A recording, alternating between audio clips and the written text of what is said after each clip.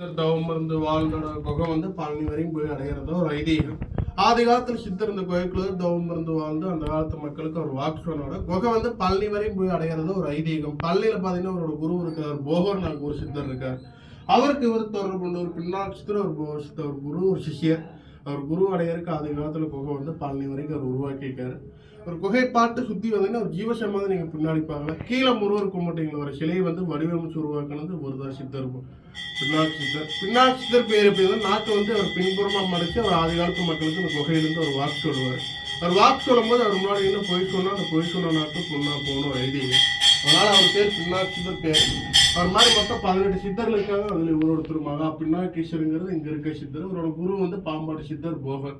நீங்க பாம்பாடு சித்தர் நீங்க மருதமலையில பார்க்கலாம், போகர் நீங்க பழனியில பார்க்கலாம். இந்த மாதிரி ஒரு சித்தர் ஒரு புகழ்பெற்ற கோயில் இருக்காங்க. அதுல ஒருத்தர் இவரோட குகை கீழே இருக்கு. பாட்டு சுத்தி வந்து ஜீவசமா நீங்க பின்னாடி பார்க்கலாம். விஷயம்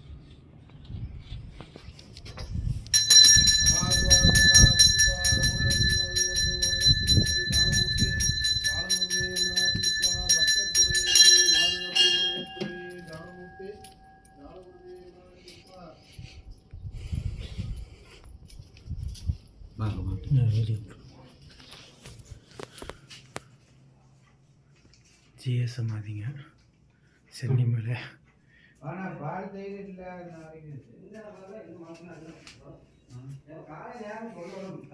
மூணுட்டும் ஃபோன் பண்ணிட்டேன். ஃபோன் பண்ணதுக்கு ஃபர்ஸ்ட் வந்து பொண்டாட்டி பால் கடைக்கு போயிருக்காரு. மறுபடியும் வரலைன்னா ஃபோன் பண்ணி சொல்லணும்.